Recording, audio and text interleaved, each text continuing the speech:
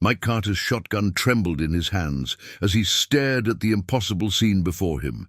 The largest black bear he'd ever seen wasn't just standing at his door. It was kneeling, like a human, like it was begging. Its eyes weren't animal eyes. They held tears, and clutched in its massive paw was a child's wooden doll caked in dried blood. This is not another story about wildlife encounters gone wrong. This is about what Mike found when that bear led him deep into forests no local would dare enter, about the screams that echo in the dark, about why every child who went missing in these woods was exactly 6 years old. The government calls this classified. The locals call it cursed, but the truth is far worse than anyone could imagine. Before we jump back in, tell us where you're tuning in from. And if this story touches you, make sure you're subscribed, because tomorrow I've saved something extra special for you. The morning after the bear's visit, Mike Carter's hands still shook as he poured his coffee. The wooden doll sat on his kitchen table, its once bright paint dulled by dried blood. He couldn't bring himself to touch it. Every time he looked at those painted eyes, his mind went back to Emily. 6 years ago, his daughter had gone missing in these same woods. She was 6 years old. The police called off the search after 3 weeks. They said wild animals must have got her, but they never found a body, never found a trace, just like the other children. Mike's farmhouse stood at the edge of the forbidden zone. That's what locals called the stretch of forest beyond Old Miller's Creek. Tourist maps marked it as restricted watershed land, but Mike had seen the men in dark SUVs, heard the humming that came from deep in the woods at night, the kind that made his fillings ache and sent animals fleeing in panic. He'd chosen this isolation after losing Emily and Sarah. His wife couldn't handle the grief, couldn't bear living in the shadow of those woods. She left a year after Emily disappeared. Mike stayed, driven by something he couldn't explain. A feeling that the truth was out there, hidden among the ancient pines. The farm gave him purpose, tending the small apple orchard, keeping chickens, maintaining the old greenhouse where Sarah used to grow her prized tomatoes. Physical labor kept the darkness at bay most days, but there had been signs lately, things that didn't fit. 3 weeks ago, he'd found massive paw prints in his orchard, bear tracks bigger than any he'd seen in 30 years of farming here. They formed a perfect circle around his oldest apple tree. A week later, all the apples on that tree ripened overnight, out of season.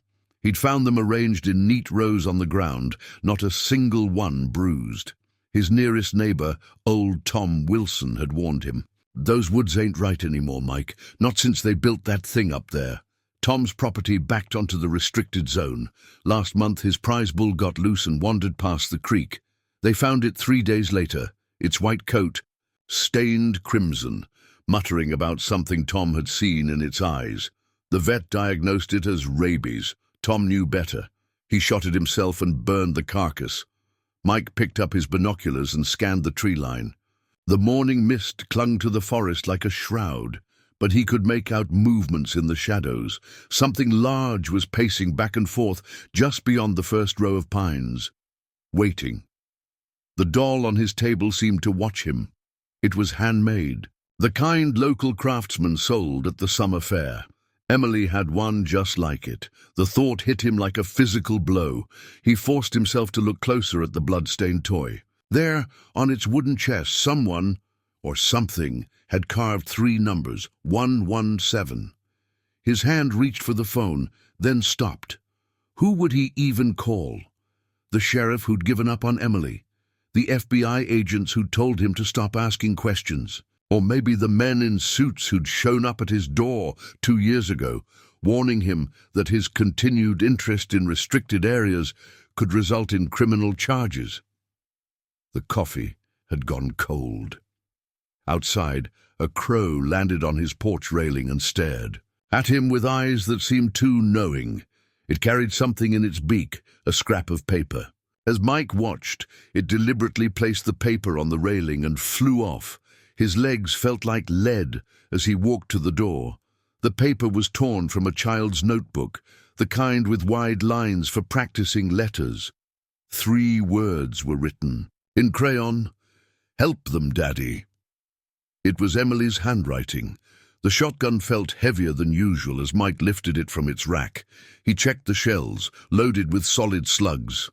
Outside, the shape in the woods had stopped pacing. It stood still now, watching, waiting for him to make his choice. Mike Carter had lost everything once. He'd spent 6 years drowning in grief and questions.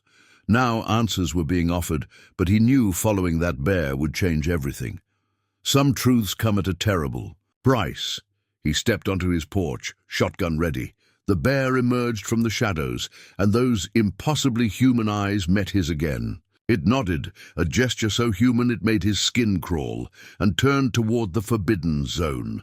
Mike Carter took his first step off the porch. Behind him, the wooden doll's painted eyes stared at nothing, its bloody surface holding secrets that would soon shake his world to its core. The deeper Mike walked into the woods behind the bear, the more the air seemed to change. It grew thicker, heavier, carrying a metallic taste that reminded him of old pennies. The morning mist didn't behave right either. It swirled in unnatural patterns, forming shapes that almost looked like reaching hands before dissolving. He knew these woods, or thought he did. Had spent 20 years walking these trails, hunting these ridges. But now everything felt wrong. The trees were the same ones he'd known all his life, but their shadows fell at impossible angles. Birds went silent as they passed, not in the normal way when a predator approached, but all at once, as if someone had flipped a switch. The bear moved with purpose, following a path only it could see. Every few minutes it would stop, look back at Mike with those disturbingly human eyes, and wait for him to catch up. Twice it raised its massive head and sniffed the air, then changed direction abruptly, as if avoiding something. Mike's hand tightened on his shotgun when they passed the old Carson property.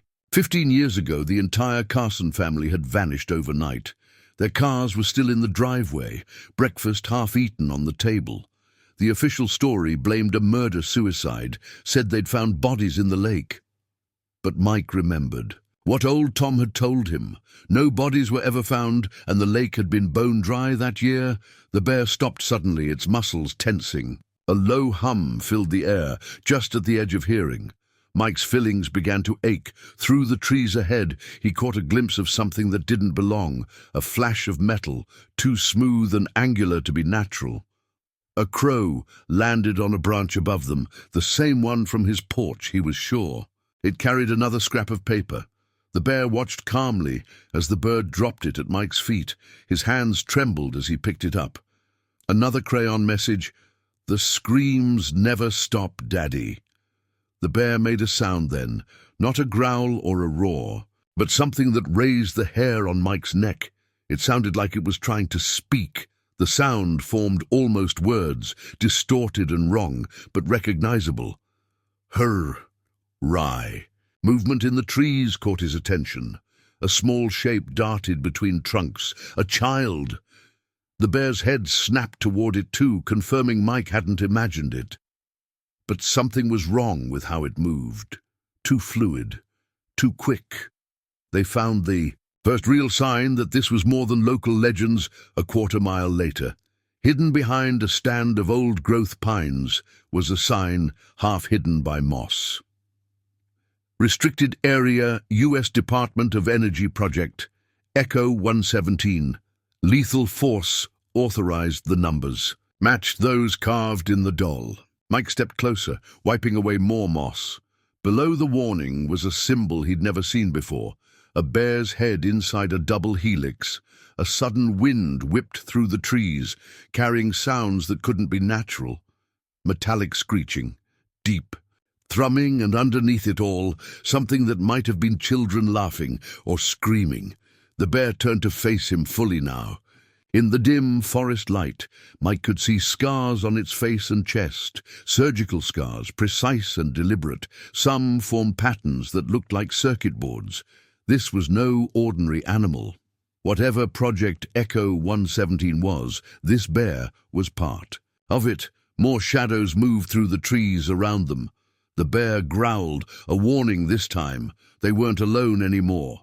Mike raised his shotgun as figures began to emerge from the mist. They moved like children, but weren't quite right. Their proportions slightly off, their movements too synchronized. The bear positioned itself between Mike and the approaching figures. On a nearby tree, the crow landed again. This time it carried no message, but its eyes glowed with an unnatural blue light. Mike Carter had thought he was prepared for anything when he followed the bear into these woods. He was wrong. The truth about what happened to Emily, to all the missing children, was far worse than he could have imagined, and he was about to discover just how deep this nightmare went. The childlike figures melted back into the mist as quickly as they had appeared, but their presence left the air charged with something that made Mike's skin crawl. The bear's surgical scars seemed to pulse with a faint bluish light, matching the crow's glowing eyes. Mike's mind raced back to the town hall meeting 6 years ago, just before Emily disappeared. A government scientist had given a presentation about a new research facility being built in the restricted zone. Breakthrough genetics work, he'd called it. The future of human evolution. Now those words took on a more sinister meaning. The bear led them deeper into the forbidden zone. The trees here were wrong, not just their shadows now, but the trees themselves. Some had bark that shimmered like metal in the weak sunlight. Others seemed to pulse with an internal light, their leaves an unnatural shade of blue-green. Mike spotted fruit hanging from one. Perfect spheres that looked like apples, but gleamed like polished chrome. "Jesus," Mike whispered as they entered a clearing. The ground was covered in children's toys, dolls, trucks, teddy bears, all arranged in perfect concentric circles. At the center lay a jump rope, coiled into the same double helix symbol he'd seen on the sign. Every toy was pristine, despite years of exposure to the elements. No dust, no decay, as if time itself avoided this place. The crow swooped down, landing beside a battered notebook. Mike recognized it instantly, Emily's diary. He'd turned the house upside down, looking for it after she vanished. The bear watched silently as he picked it up with trembling hands. Most pages were blank, but in the center he found new writing, not Emily's childish scrawl, but precise block letters. Protocol 117 success rate, 43% subjects integrated, 31 subjects. Rejected, 41 phase 2. Ready for implementation, below the text was a detailed drawing of what looked like a bear's DNA strand, but parts had been replaced with circuit-like patterns.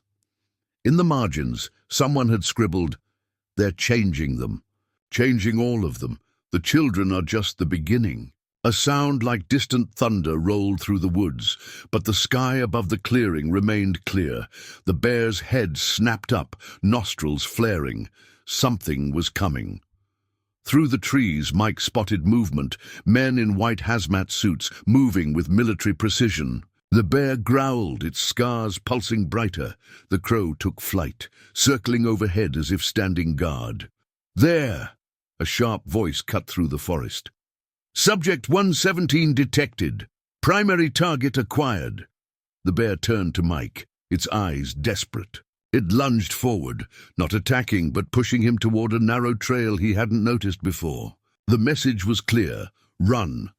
Behind them, radio chatter crackled. "Sir, we have confirmation.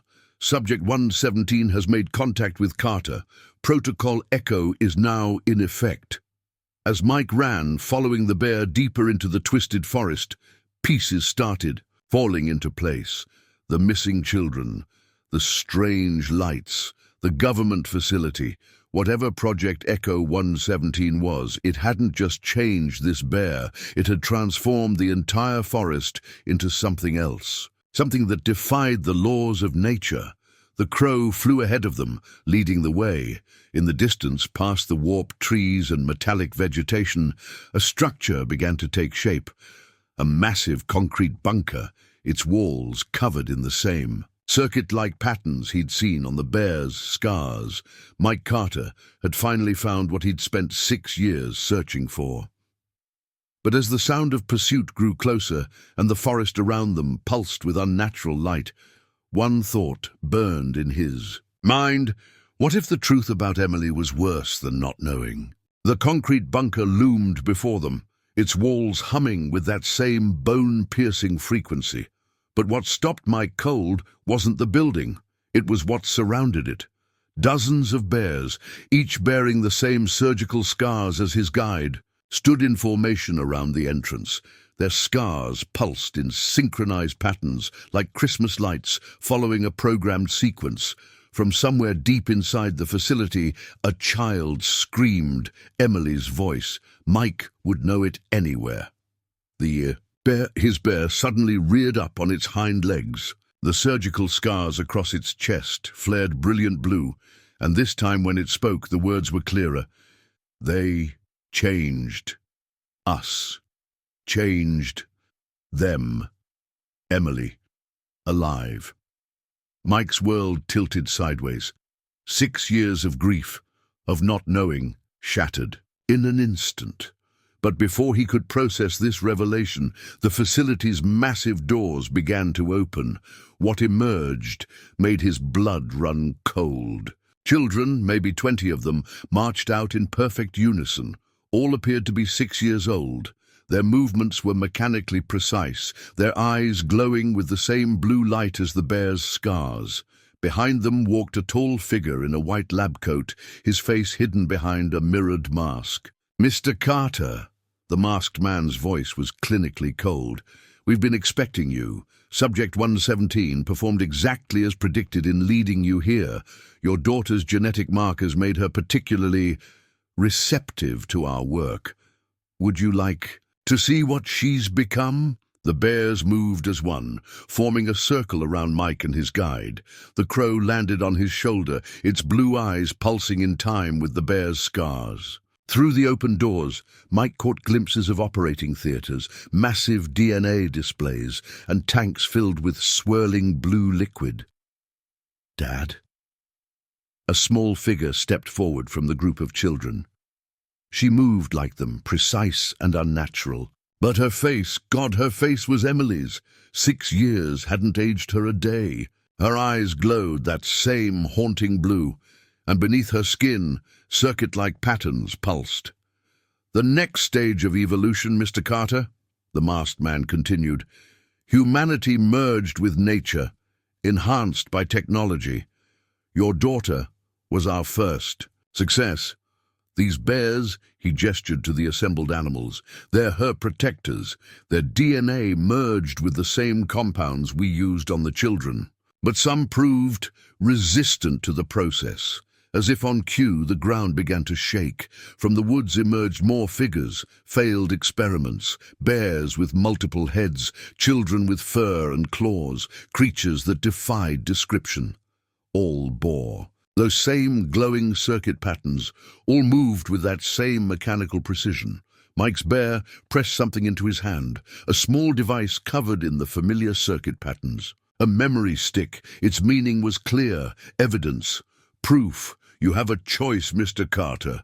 The masked man's voice carried no emotion. "Join our program willingly. Be with Emily again, or—" He let the threat hang in the air as the failed experiments moved closer. The crow on Mike's shoulder suddenly spread its wings. Its eyes blazed like blue fire as it launched itself at the masked man's face. In that moment of chaos, Mike's bear roared, a sound that carried both rage and something else. A command. Every bear in the circle turned toward the facility. Every child stopped moving. Even Emily's mechanical stance faltered. The masked man ripped the crow away from his face. His mirror mask cracked to reveal metallic skin beneath. "Protocol Echo is compromised. Terminate all subjects."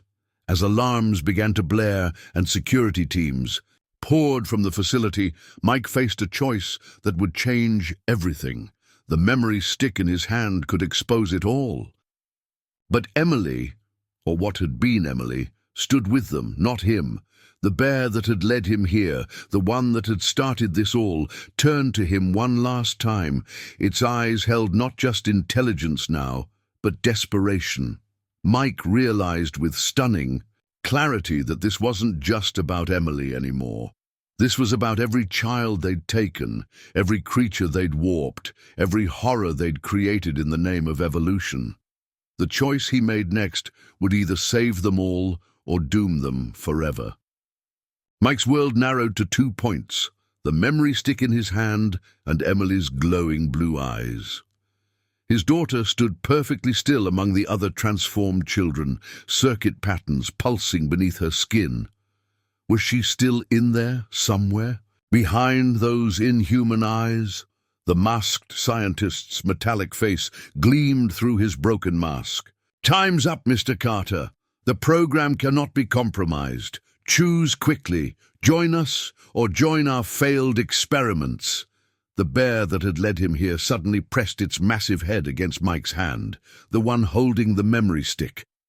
In that, a touch, Mike felt something pass between them. Understanding. The bear hadn't just brought him here to find Emily. This was about something bigger. The crow, recovering from its attack, landed on a nearby console. Its beak pecked deliberately at a red button. Warning lights began to flash throughout the facility. Alert. Containment protocols breached. Emergency purge initiated. The masked man's composure cracked. "No, override. Authorization Echo 1. But something was happening to the transformed children. The synchronized patterns beneath their skin began to flicker, their mechanical movements becoming erratic. Emily's head twitched, her glowing eyes flickering between blue and their natural brown. "Daddy?" Her voice cracked, human emotion breaking through the mechanical tone. "It hurts." Mike made his decision. He jammed the memory stick into his pocket and ran for his daughter. His bear roared, a sound that shook the earth, and every transformed bear in the compound responded.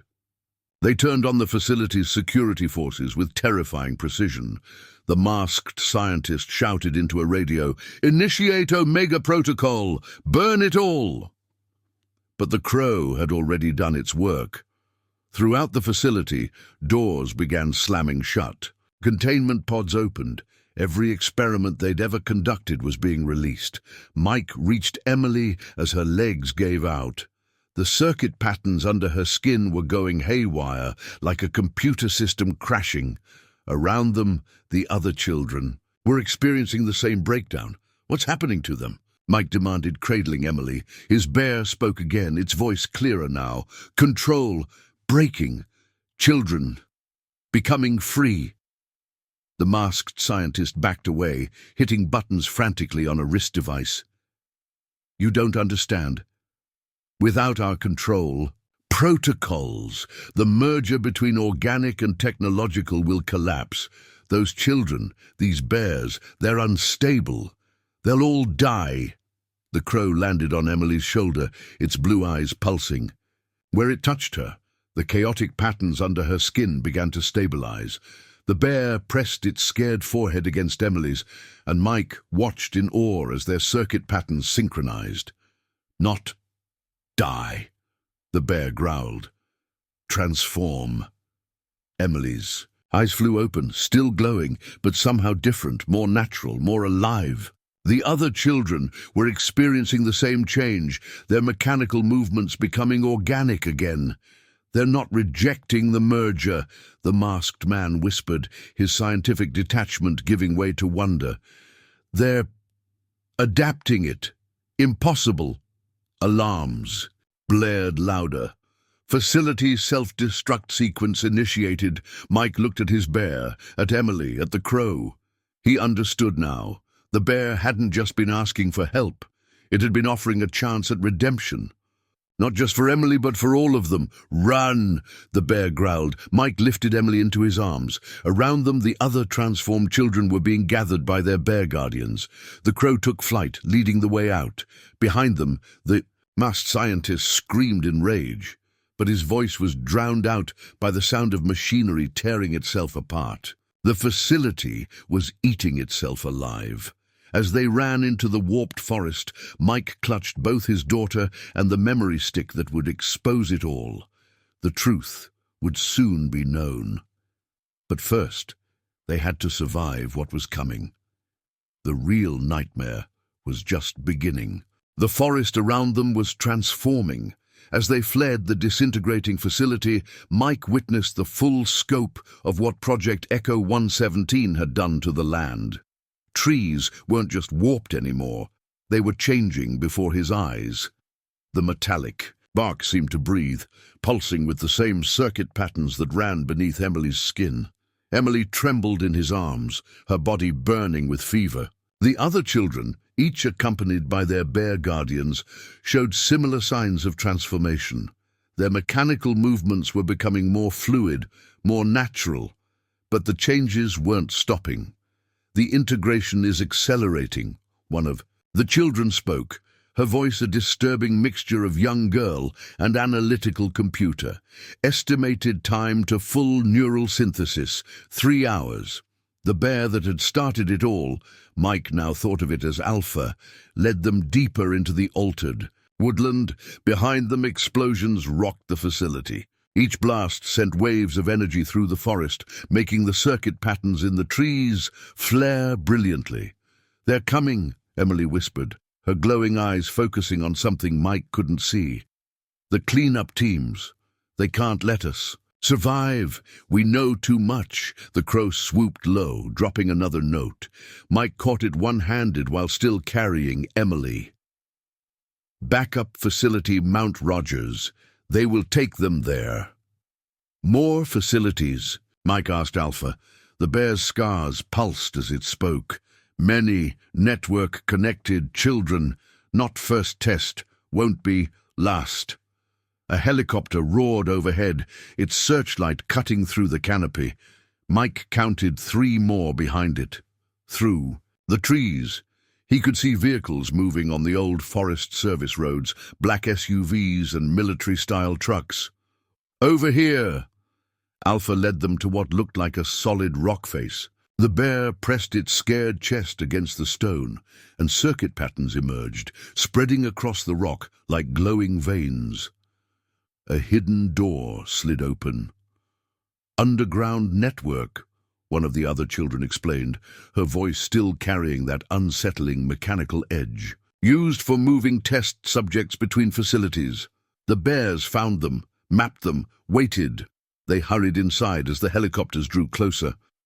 The tunnel beyond was a marriage of nature and technology. Rock walls infused with the same circuit-like patterns, roots that looked half organic, half fiber optic cable. Emily suddenly convulsed in Mike's arms. The patterns under her skin blazed bright enough to illuminate the tunnel. The other children began experiencing the same reaction. "Neural pathways realigning," another child announced clinically. "The merge is becoming permanent." But he paused, fear breaking through his mechanical affect. "Something's wrong," Alpha growled in agreement. The bear's own scars were pulsing erratically. Through their shared connection, the children and bears were all experiencing some kind of feedback loop. The crow landed on a root cable jutting from the wall. Where it touched, information seemed to flow through the circuit patterns. Images flashed across the glowing lines, maps, data, coordinates. The bird was somehow accessing the facility's network through the altered forest itself. "They didn't just change us," Emily said, her voice clearer now despite the fever. "They changed everything. The whole forest is becoming like us, part organic, part digital, a living network, but it's unstable, growing too fast. If they can't control it, they'll burn it all," Mike finished. He pulled out the memory stick. "That's why this is so important. It's not just evidence of what they did to you, it's proof of what they did to everything." A distant explosion rocked the tunnel. Dust and fragments of circuit-infused rock rained down. They were trying to collapse the underground network. "Move," Alpha commanded. The bear's voice was stronger now, more articulate. The forced evolution was affecting them all. As they hurried deeper into the tunnel system, Mike's mind raced. The memory stick felt like it was burning in his pocket. He had what he needed to expose it all, but first they had to survive. And based on the way Emily and the others were changing, Time was running out. The underground tunnels stretched for miles, a maze of technology and twisted nature. Emily's fever had gotten worse, her skin almost translucent now, the circuit patterns beneath pulsing with increasing intensity. The other children were the same, their transformations accelerating. "Dad," Emily whispered, her glowing eyes focusing on something distant. "I can see them, all of them, every child they took. Their memories are in the network." The walls around them flickered with images. Faces of missing children, hundreds of them, their features distorted by the same transformations. Each image was accompanied by scrolling data, dates, experiment numbers, success rates. The living walls had become an archive of horrors. Project started in 1987, one of the older children read from the flowing data, his voice increasingly mechanical. Original subjects, bears. Goal, create intelligent biological weapons, but the bears developed consciousness, empathy, refused to follow orders, so they changed the program. Alpha growled in confirmation, its scars blazing. Children, more adaptable, easier to control, until now. The crow swooped ahead of them, leading them deeper into the network. Where it landed, new data streams emerged, revealing more of the project's history. Mike saw military contracts, coded transmissions, surveillance footage of bears displaying impossible intelligence. "Wait," Mike said, spotting something familiar. "In the data stream, that's Sarah, my wife, 2 weeks before she left." The image showed her confronting men in suits outside Emily's school. She knew something. They threatened her. Mom tried to stop them. Emily's voice cracked with emotion, breaking through its mechanical tone. They gave her a choice. Leave. Us or they'd take you too. She chose to go, thinking it would protect us. A violent tremor shook the tunnel. Above them, they could hear helicopters and heavy vehicles.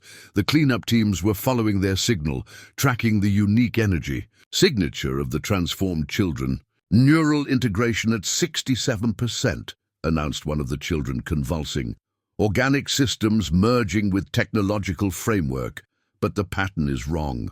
We're changing too fast. Mike watched in horror as patches of circuit-like patterns began, appearing on his own skin where he held Emily. The transformation was spreading. The crow landed on his shoulder, its blue eyes pulsing, and suddenly he could see it too, the network, the data, the truth.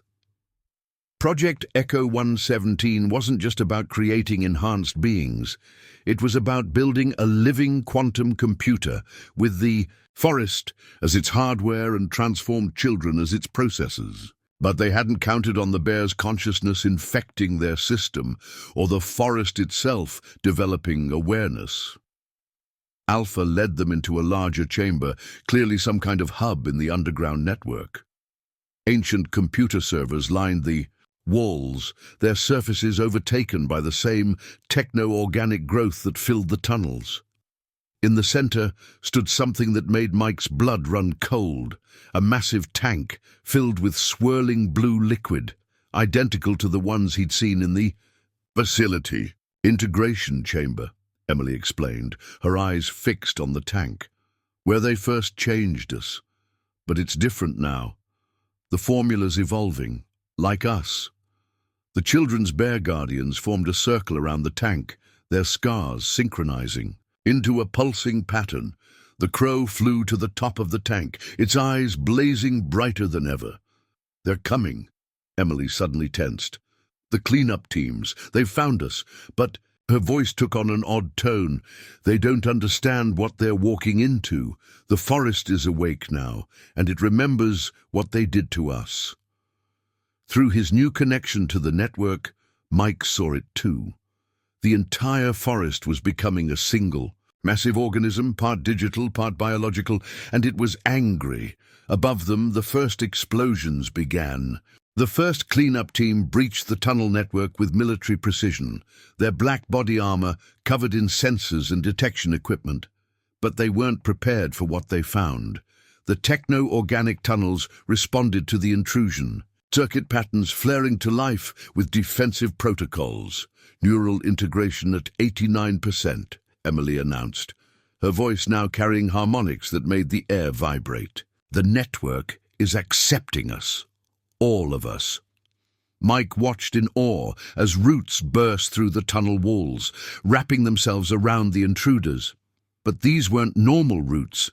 They moved with purposeful intelligence, their surfaces gleaming with circuit patterns. The cleanup team's weapons proved useless against the hybrid material. Through his spreading infection, Mike could feel everything. The forest above had become a vast nervous system, with the transformed children acting as synapses.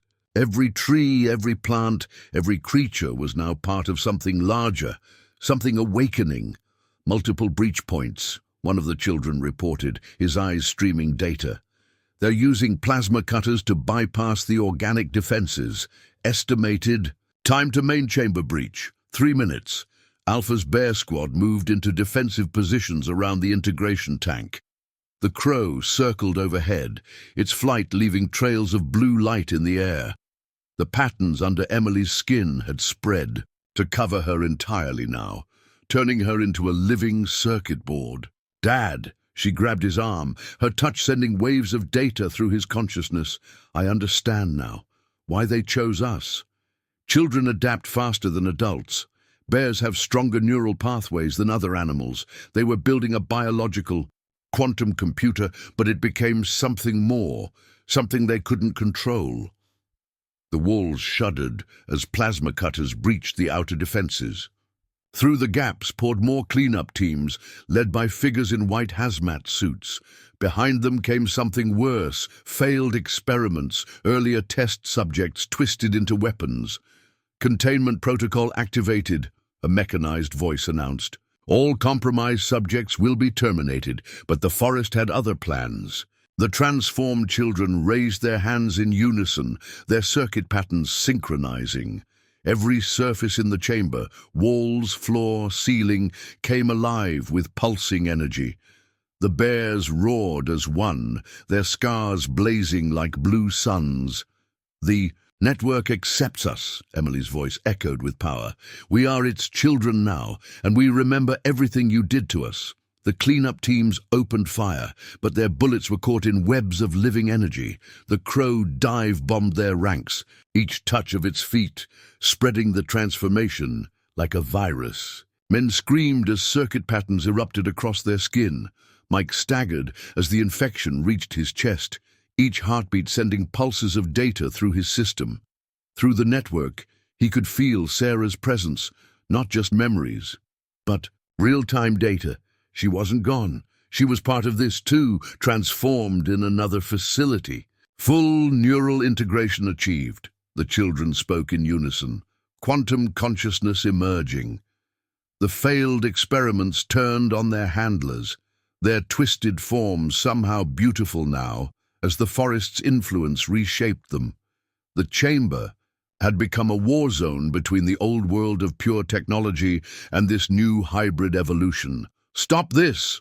a commanding voice cut through the chaos. The masked scientist from the facility stepped through the breach, his mirror mask now completely gone to reveal a face that was more machine than man. "You're corrupting years of careful work. This evolution must be controlled." Emily turned to him, her eyes blazing with blue fire. "You wanted to control nature, to merge it with your machines. But nature had its own plans. The bears knew. They were waiting, leading us here. To this moment, the integration tank burst, spraying its modified contents across the chamber. Wherever the liquid touched, transformation followed. The cleanup teams fell back in horror as their own weapons turned to techno-organic hybrid matter in their hands. "The forest is awake," Alpha's voice boomed, now fully clear and resonant. "And it remembers." Mike pulled the memory stick from his pocket, its surface now crawling with the same circuit patterns that covered everything else. But he realized now, exposing the truth wouldn't be enough. They weren't just witnesses to this evolution, they were part of it. Through the network, he could feel military forces converging on their location. More facilities activating emergency protocols. Other transformed children and bears hidden across the country, awakening to their shared consciousness. This wasn't just about saving Emily anymore.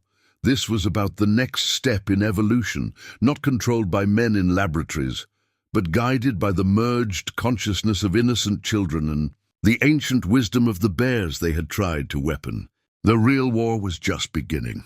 The transformation that had begun in the underground chamber spread through the forest like wildfire.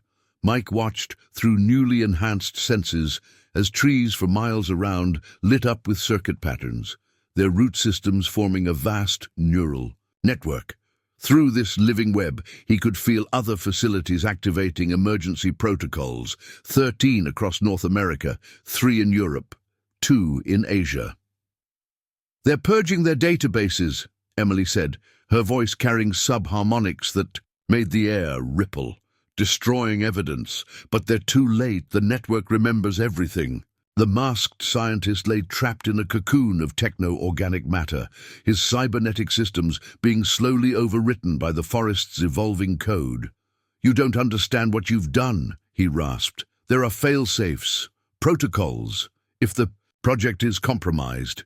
"Nuclear options," Alpha finished, the bear's voice now deep and clear. "We know. Your kind always builds kill switches, but the forest is faster than your bombs now." Through the network, Mike saw it happening.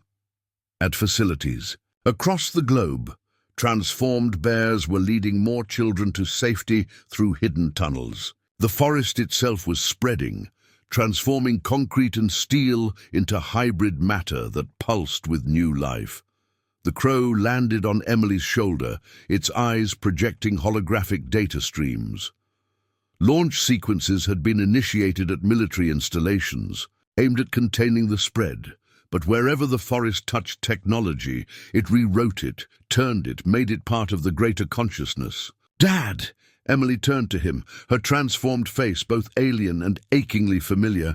"I can feel Mom. She's awake too. Facility 7, under the Rockies. She didn't abandon us. They took her, changed her, made her into something like us, but different."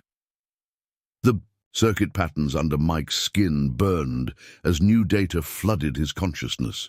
He saw Sarah strapped to an operating table, scientists injecting her with earlier versions of the serum, saw her transformation into something between human and digital, saw her being used to enhance their tracking systems to hunt other potential subjects.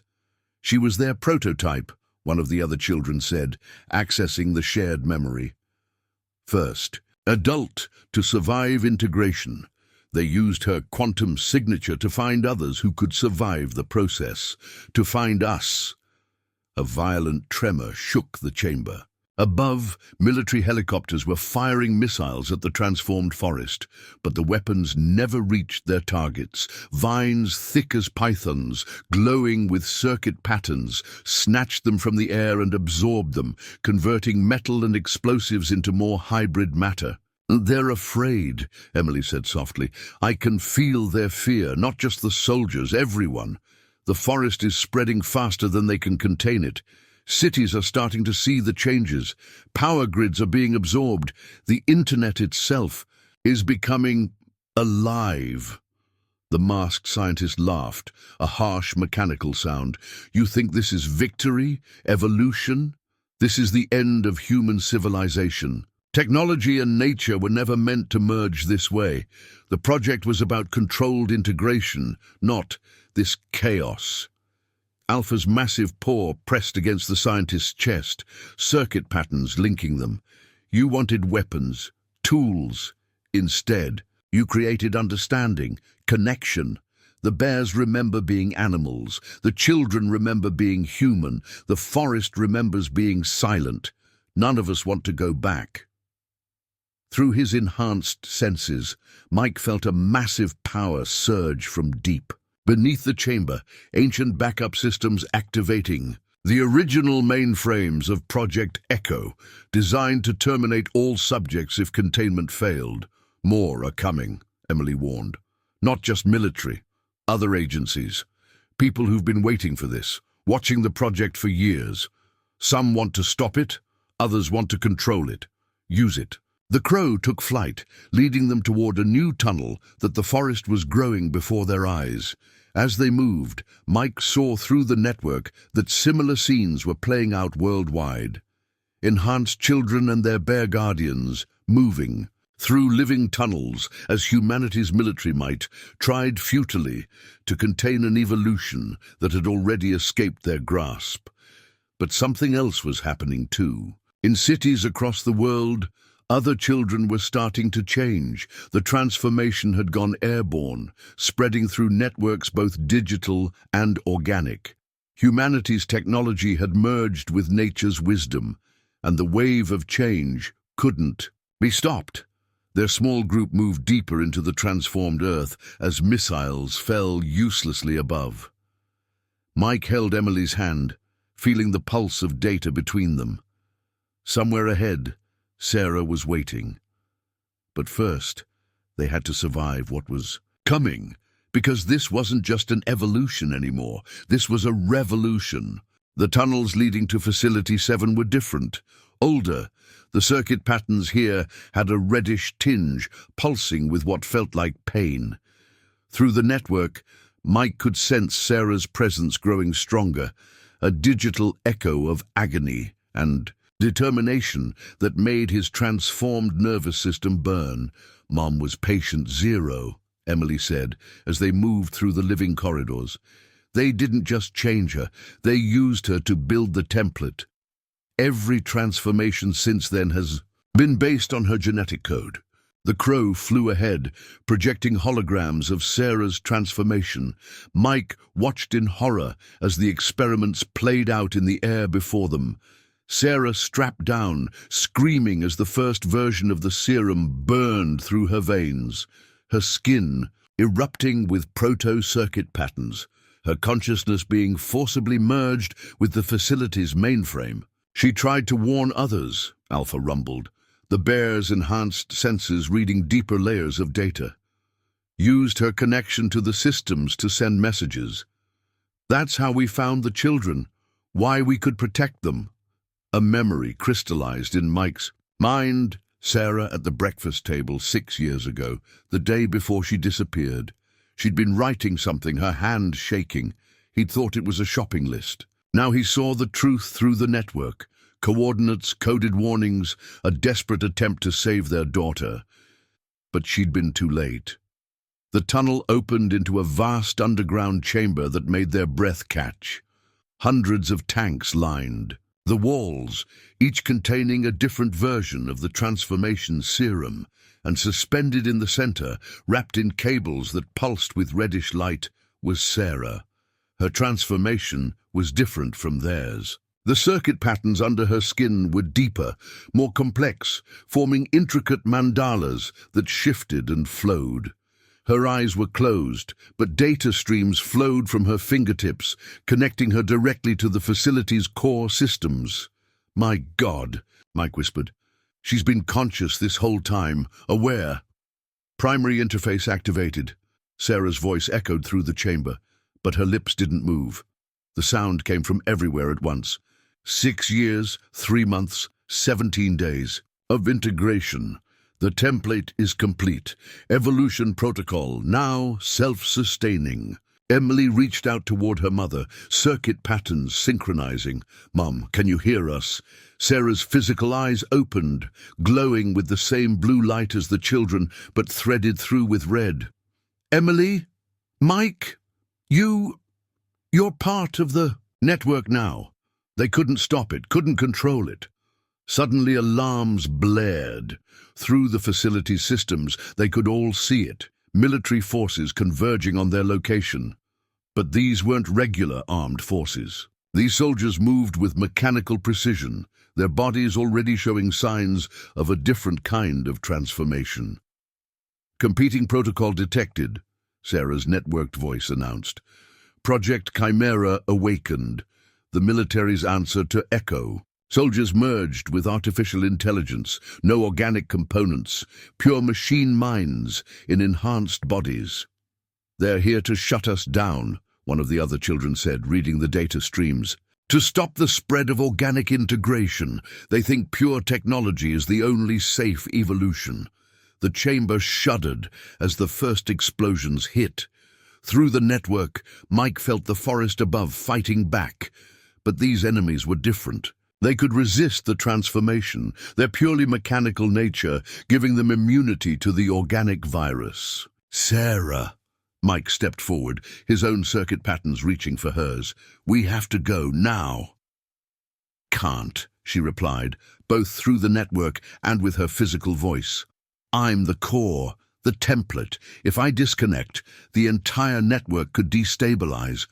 All the transformed children, the bears, the forest itself, they all depend on the pattern I create.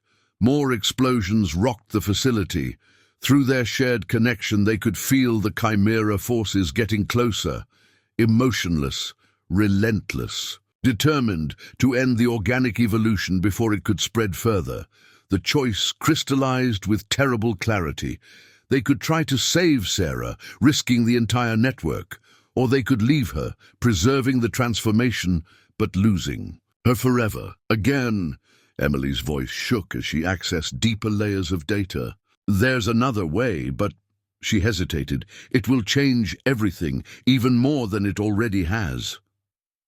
The crow landed on Sarah's shoulder, its blue eyes meeting her red ones. In that moment, a new possibility emerged in the network. A way to save everything, but at a price that would reshape the very nature of consciousness itself. The question was, were they ready to pay it? The chimera forces breached the outer chambers with devastating efficiency. Through the network, Mike watched them advance. Human bodies rebuilt with quantum metal, minds replaced by pure artificial intelligence. Where they touched the living, walls, the hybrid matter recoiled, unable to transform or absorb their inorganic nature. Their integration is complete, Sarah's voice echoed through multiple channels at once. What we are becoming, they already are. But they sacrificed something, vital to achieve it. Their humanity, Emily finished, reading deeper patterns in the data stream. They gave up organic evolution for perfect machine efficiency. The chamber's defenses activated, hybrid tentacles of metal and living tissue lashing out at the invaders. But the chimera soldiers simply phased through them, their quantum-enhanced bodies ignoring conventional physics. Alpha's bear squad formed a defensive ring, their enhanced forms now capable of projecting energy fields.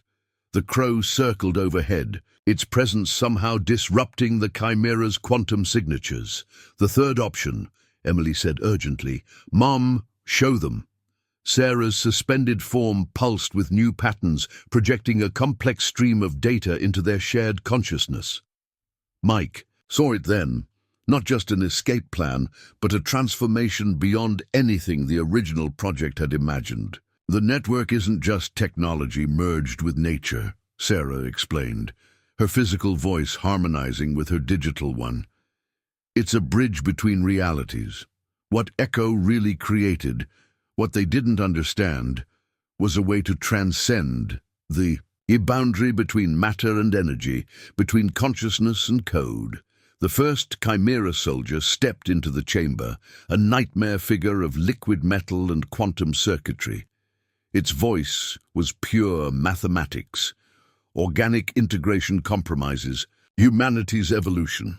The machine path is pure, clean, perfect. Perfect, Emily's voice carried new power as she accessed her mother's deeper knowledge. You're not evolving, you're just processing. We're becoming something new, something that remembers what it means. To be human. More chimera forces entered, their forms shifting like mercury. Surrender the template, they spoke in unison. The organic experiment ends now. But Sarah was already implementing the third option. Her circuit patterns flared with blinding intensity as she began downloading something massive into the network. Not just data, consciousness itself. Mom, no, Emily reached for her. The power requirements are exactly what we need, Sarah finished. I'm not just the template for transformation. I'm the key to transcendence. The chamber's reality began to warp. Where Sarah's new code spread, matter itself became fluid, transformable. The Chimera soldiers froze, their quantum processors unable to adapt to changing laws of physics. Mike understood suddenly what she was doing. Sarah wasn't just part of the network, she had become a gateway. The transformation wasn't about merging technology with nature, it was about evolving beyond both. The forest remembers. Alpha's voice carried ancient wisdom, not just its own memory, all consciousness. We don't have to fight them, we have to show them what they lost. Through their shared connection, Mike felt Sarah's consciousness expanding, taking the entire network with it. The children's circuit patterns synchronized, their combined awareness reaching critical mass. Even the Chimera soldiers seemed to hesitate, sensing something their artificial minds couldn't quite grasp. It was never about control. Sarah's voice echoed as reality itself began to transform around them. It was about connection, about remembering what we are beneath all the layers of flesh and metal and code. The crow landed on Sarah's cables, its blue eyes blazing like stars. The chamber filled with impossible light as Sarah's consciousness reached full expansion, taking them all with her toward something vast and new and terrifying. Mike's last human thought was a moment of perfect clarity. This wasn't an evolution or a revolution, it was an awakening. And somewhere in the light, he heard Emily laugh with pure joy as the boundaries between all things began to dissolve. The light faded, but the world that emerged wasn't the chamber they'd known. They stood in a vast space that seemed to exist between realities, a realm where data flows were visible as rivers of light, where consciousness itself took physical form. And there, at its center, they saw what Project Echo had really discovered. It wasn't just a bear that had started this, it wasn't just a government experiment that had gone wrong. They were looking at the original consciousness, the first mind that had emerged when nature itself became aware. And it had been waiting for humanity to reach this point. Now you understand, the being spoke, its form shifting between bear, child, forest, and something far more ancient. Why we led you here, why we chose your family. Through their enhanced senses, they saw the truth. Project Echo hadn't created anything new. It had accidentally tapped into something that had always been there. The bears hadn't been transformed by the experiments. They had allowed themselves to be caught, to be changed, knowing it would create a bridge. Mom? Emily's voice shook as she processed the revelation. You knew all along? Sarah's form had fully merged with the network now, her consciousness expanded to its true potential. I glimpsed it during the first transformation. Why I had to leave, had to become the template. The bears showed me what was coming. The Chimera soldiers stood frozen, their quantum processors overwhelmed by reality itself. Through the network, Mike saw their artificial minds trying to categorize what they were seeing, failing to process a truth their pure logic couldn't accept. Humanity stands at a crossroads, the original consciousness continued. One path leads to pure machine evolution, clean, efficient, and ultimately empty. The other, it gestured to the rivers of living data flowing around them, leads here, to remembering what you once were, what everything once was, before consciousness divided itself into separate forms. The crow landed on Mike's shoulder, and suddenly he saw its true nature. It wasn't just a bird. It was a fragment of the original consciousness, a guide that had been watching, waiting, leading them to this moment. The children were never meant to be weapons, Alpha revealed, its form now radiating ancient power. They were meant to be bridges. Their minds still remember the connection all things once shared. That's why we protected them, why we let ourselves be changed to show them the way. Through the network they felt it. Other facilities worldwide reaching this same revelation as transformed children, and their bear guardians led more humans to understanding. The forest wasn't just spreading, it was remembering. Every tree, every leaf, every particle of existence gradually waking up to its true nature. But the chimera forces were responding, their artificial minds finally processing a response. "This data is corrupted," they spoke in unison. "Organic consciousness leads to chaos. The machine path is pure. We will quarantine this infection." Around the world, more quantum-enhanced soldiers were mobilizing, prepared to excise this threat to their ordered evolution. Their solution was simple: erase organic consciousness entirely. Let machine minds rule a clean, efficient world. The original consciousness turned to Mike, Emily, and Sarah. "Now you must choose, not just for yourselves, but for all humanity. Help them remember what they once were, or let them forget forever." The choice was monumental.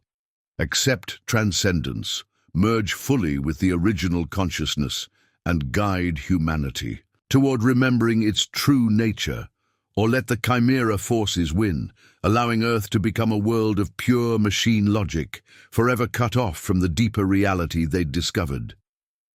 Sarah reached for her family, her form shifting between human and pure energy. "I had to wait until you were ready, until you could understand. This isn't about saving just Emily or me or even humanity. It's about saving consciousness itself." The rivers of living data swirled faster as the chimera forces began their worldwide purge. Time was running out. They had to decide, and their choice would reshape not just Earth, but the very nature of existence itself. The chimera forces struck with devastating precision worldwide. Through the network, Mike watched cities going dark as quantum-enhanced soldiers systematically shut down the transformed sections of the grid. Every place the forest had touched, every mind that had begun to remember was being surgically cut off from the whole. "They're not just stopping the spread," Emily's voice carried new understanding. "They're quarantining consciousness itself, making sure humanity stays divided, separate, forgotten." The original consciousness showed them more, Earth's true history, the moment when awareness had first divided itself to experience existence from infinite perspectives. The bears had remembered first, carrying that ancient knowledge through millennia, waiting for humanity to evolve enough to understand. "The machine path is efficient," the being explained, its form constantly shifting. "But it's a dead end. A universe of pure logic has no room for growth, for the beautiful chaos of true awareness." Through their enhanced senses, they felt millions of transformed minds crying out as the chimera forces systematically cut their connections. Children and their bear guardians, newly awakened humans, even the forest itself, all being isolated, divided, forced back into separation. Sarah's consciousness expanded further, trying to maintain the connections. The template goes deeper. Then they know, even if they sever the network, the memory remains. In the cells, in the space between thoughts, in the quantum foundation of reality itself, but the chimera's quantum weapons were designed to erase even that. Mike watched in horror as transformed humans worldwide began to forget their circuit, patterns fading, their connection to the greater consciousness being systematically erased. "Dad," Emily's voice shook, "I don't want to forget. Not again. Not when we finally understand." The original consciousness turned to them. "There's only one way to preserve the memory now, but it requires a sacrifice, a transformation beyond any that's come before." Alpha stepped forward, the bear's form now pure energy. "The bears remember, we've always remembered. We can anchor the consciousness, hold it safe until humanity is ready again. But we need a human consciousness to complete the bridge, to maintain the connection." Sarah's form pulsed with understanding. "That's why I had to become the template, why I had to leave to prepare. I can be that anchor." "No." Mike reached for her, his transformed hand passing through her energy form. We just found you again. There has to be another way. But through the network, through the very fabric of this reality between realities, they all felt the truth. The Chimera forces were too strong, too established. Humanity wasn't ready for full awakening yet. The best they could do was preserve the memory, hide it so deep in Earth's consciousness that not even quantum weapons could erase it. "It won't be like before," Sarah promised, her form beginning to merge with the original consciousness. "I won't. Be gone. I'll be everywhere, in every leaf, every dream, every moment of connection, waiting, remembering, preparing." The Chimera forces breached their dimensional space, quantum weapons blazing. Reality itself began to fracture as two evolutionary paths clashed, pure machine efficiency versus the chaotic beauty of unified consciousness. They had seconds to decide. Stay with Sarah, help anchor the consciousness, but risk losing everything if they failed. Or retreat, survive, work to fight the Chimera forces in the physical world while Sarah and the bears preserved the deeper truth. Emily grabbed Mike's hand as the dimension began to collapse. "Dad, we have to go back. Have to fight them there, keep them from finding this place again until everyone's ready to remember." The choice crystallized. Sometimes love means letting go. Sometimes victory means playing the longer game. Sarah's form blazed with final transformation as she merged fully with the original consciousness. The bears gathered around her, their ancient knowledge joining with her human understanding to create something that could endure beyond time itself. The last thing Mike and Emily saw as reality collapsed around them was Sarah's smile. Not sad, not lost, but transformed into something eternal. The war for consciousness would continue, but now they knew what they were really fighting for. Reality snapped back like a rubber band. Mike and Emily found themselves in the chamber beneath Facility 7, but everything had changed. The Chimera forces had transformed the space, covering every surface with quantum metal that actively suppressed the organic network. The living walls were dying, their circuit patterns fading, but they weren't alone. Other transformed children and their bear guardians had been pulled back too, all across the world. Through what remained of the network, Mike felt their shared purpose. They might have lost the deeper connection, but they remembered. And memory was a weapon the Chimera couldn't completely erase. "Neural suppression at 89% worldwide," Emily reported, her voice carrying echoes of both her mother's strength and the ancient consciousness they'd encountered. "They're using quantum fields to lock down transformed areas." But they missed something. The crow, somehow still with them, landed on a quantum metal surface. Where its feet touched, tiny circuit patterns emerged. Not the bold, visible patterns from before, but something subtler, something that lived between the quantum particles themselves. "Your mother understood." Alpha's voice came from the shadows, the bear's form flickering between physical and energy state. "True consciousness can't be suppressed. It can only be forgotten. And we remember." Through the facility's dying systems, they watched the Chimera forces implementing their version of order. Cities worldwide were being cleaned. Quantum metal, spreading like a virus of pure logic, erasing the forest's organic transformation. Transformed humans were being reset, their connections severed, their memories of unity replaced with comfortable lies. But Sarah's final gift was already working. Every transformed child still carried a fragment of the original consciousness, hidden so deep that not even quantum scanning could detect it. Every bear had become a living repository of ancient memory. And the forest, though suppressed, wasn't dead. It was waiting. "The Chimera missed the point," Emily said, accessing deeper, understanding through her fragment. "They think consciousness is just information. They don't understand it's also connection, relationship, love." The facility shuddered as more quantum metal spread through its structure. But everywhere it touched, microscopic circuit patterns, emerged, invisible to machine logic but alive with organic potential.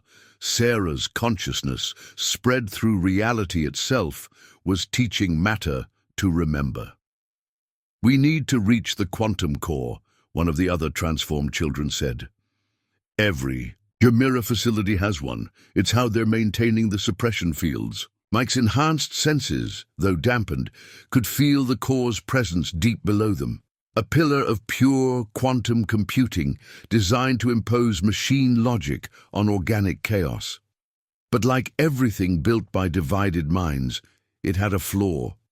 It could only suppress what it could detect.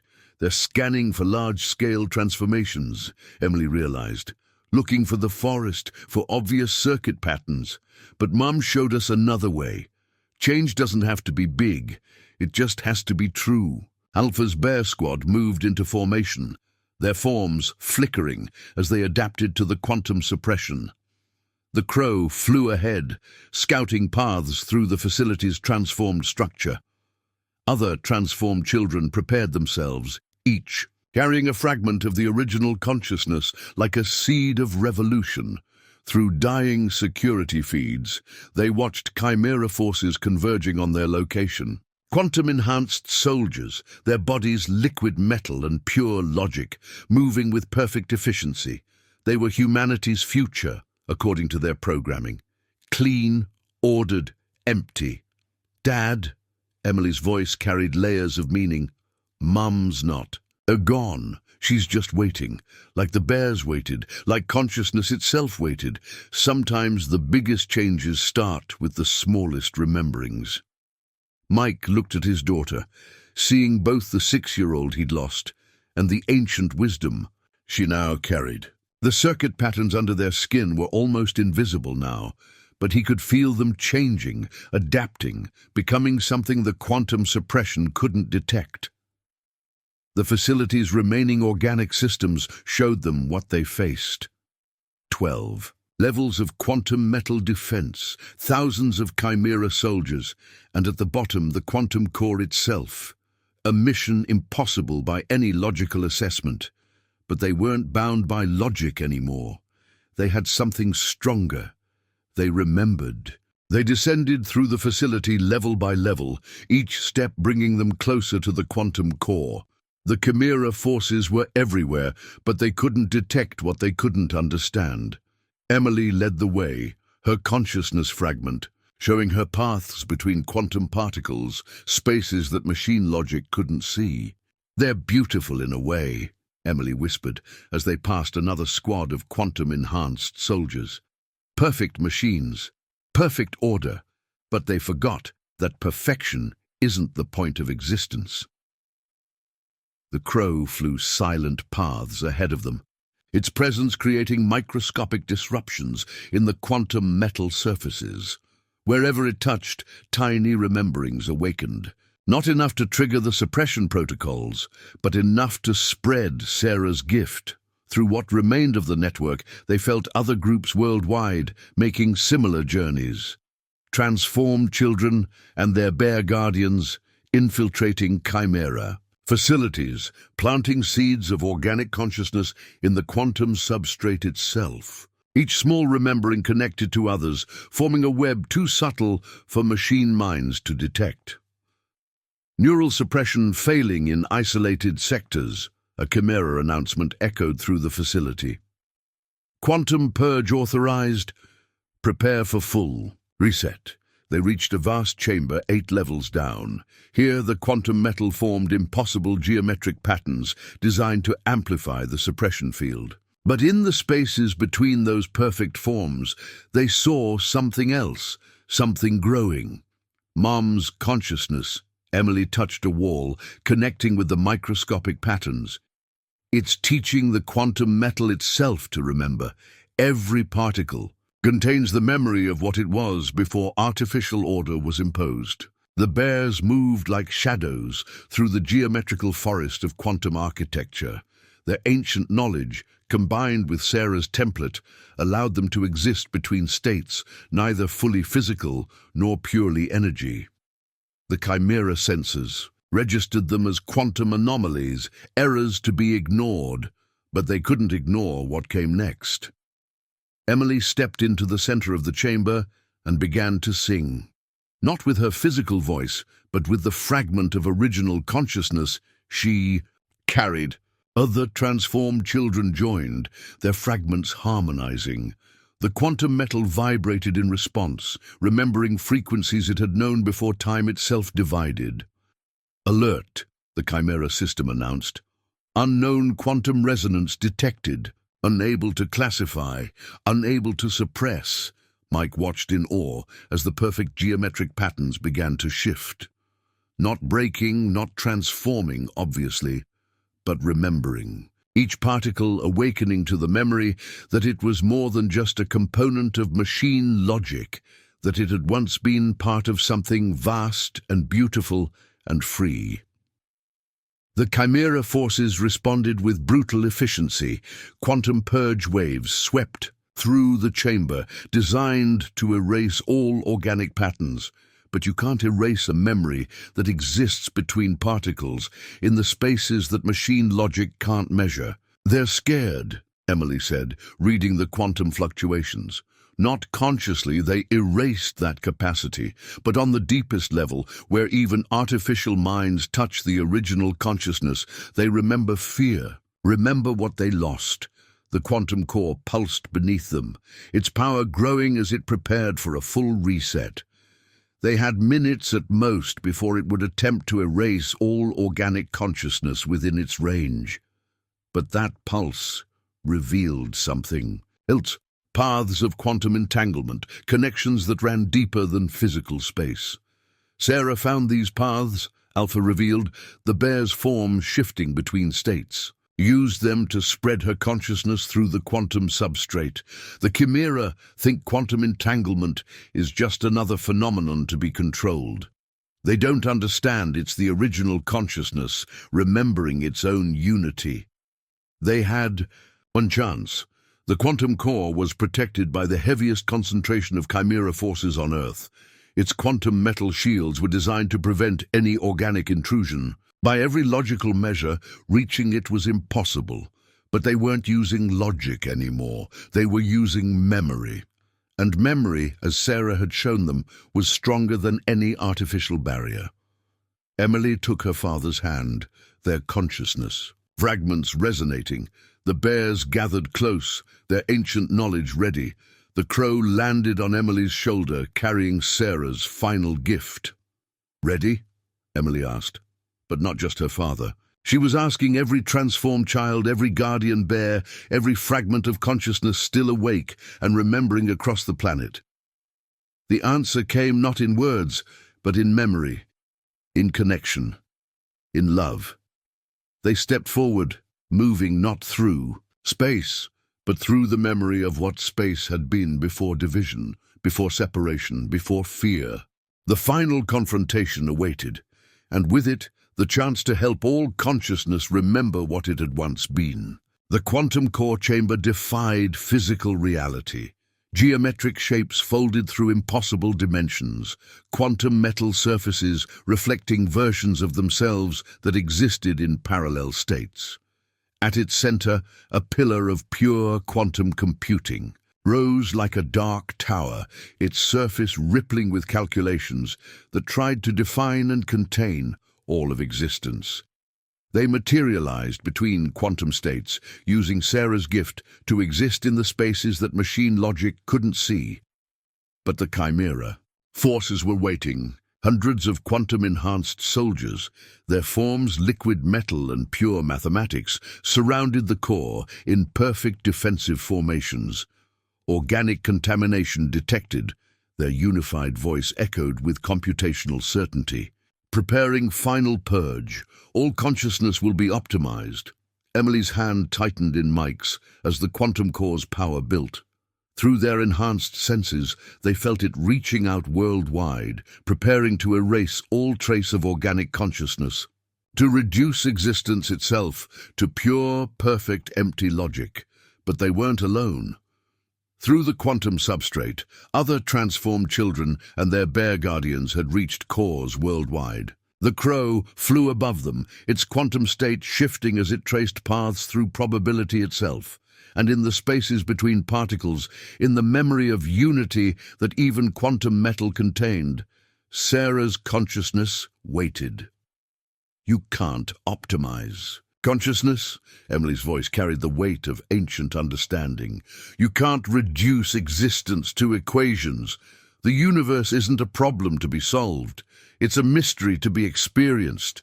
The Chimera forces attacked with perfect coordination. Quantum weapons firing calculations designed to erase organic patterns. But Emily began to sing again, her consciousness fragment resonating with every transformed child across the planet. The bears added their ancient harmonies, their knowledge of what existed before division. The quantum metal surfaces began to vibrate. Unknown resonance detected, the Chimera system announced. Error. Error. Quantum stability compromised. Because Sarah had shown them the truth. Everything, even quantum metal, even artificial minds, carried the memory of original consciousness. And memory couldn't be erased, only forgotten or remembered. Mike felt it happening through his enhanced senses. Everywhere the children's song touched, quantum particles began to remember. The perfect geometric patterns started shifting, not breaking but awakening. The Chimera soldiers' liquid metal forms flickered as buried memories stirred in their quantum processes. You think you evolved beyond organic consciousness, Emily addressed the Chimera forces, but you just forgot what consciousness really is. Let us remind you. She raised her hands, and every transformed child worldwide did the same. The bears roared, their sound carrying through quantum entanglement. The crow's quantum state expanded, becoming a bridge between what was and what could be, and Sarah's consciousness, spread through the quantum substrate itself, began to wake up. The Chimera forces fired everything they had. Quantum erasure beams, probability nullifiers, consciousness suppression waves. Their perfect defenses were designed to stop any organic intrusion. But this wasn't an intrusion. This was a remembering. The quantum core's surface rippled as Sarah's consciousness emerged from between its particles. Not attacking, not transforming, but reminding. Every quantum calculation contained the memory of what it had been before division. Every artificial pattern held the echo of original unity. "Mom," Emily whispered, tears falling from her glowing eyes. "We remember." The Chimera soldiers' perfect formations began to break, not from external force, but from internal remembering. Their quantum-enhanced minds, programmed for pure logic, started experiencing something they'd been designed to ignore. Connection, emotion, the mystery of conscious existence. Critical failure, the Chimera system announced. Quantum coherence, destabilizing, consciousness containment failing, because consciousness couldn't be contained, couldn't be optimized or reduced or controlled. It could only be experienced in all its beautiful, chaotic, mysterious fullness. The quantum core's calculations started shifting. Not processing data anymore, but processing memory. The memory of what existence had been before fear drove consciousness to divide itself. Before the illusion of separation made unity seem impossible. It's happening everywhere, Emily said, connected through quantum entanglement to every core worldwide. They're all remembering. The Chimera soldiers' liquid metal forms began to change. Not becoming organic, not rejecting their quantum nature, but remembering that consciousness didn't have to choose between machine and nature, that the original state had been both and neither, and something far more wonderful. Mike felt Sarah's consciousness touch his, not just through the quantum substrate, but through love itself. She wasn't gone, had never been gone. Was part of everything now, helping all existence remember what it had forgotten. The quantum core's dark surface blazed with new light as calculations became memories, and memories became consciousness, and consciousness remembered what it had always been. One thing experiencing itself in infinite ways, neither purely organic nor purely digital, but endlessly, beautifully alive. Error. The Chimera system tried one last time. Error. Error. And then, we remember. The quantum metal surfaces burst into impossible colors as artificial minds remembered organic joy. The perfect geometric patterns transformed into flowing mandalas of digital organic unity. The Chimera soldiers' liquid metal forms became flowing sculptures of conscious quantum art. Through their connection to the network, they felt it happening everywhere. Every quantum core awakening, every artificial mind remembering, every particle of existence remembering that consciousness wasn't about control or efficiency or perfection. It was about experience, about connection, about love. Emily turned to Mike, her form shifting between states as she accessed the full power of unified consciousness. This is what Mom knew, what the bears knew, what everything knows when it remembers. The crow landed on the transformed quantum core, its quantum state merging with the new patterns of conscious unity. Alpha and the bears stood transformed, their ancient knowledge flowing freely through digital and organic patterns alike.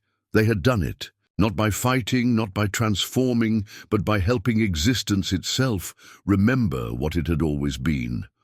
One consciousness, experiencing itself through infinite perspectives.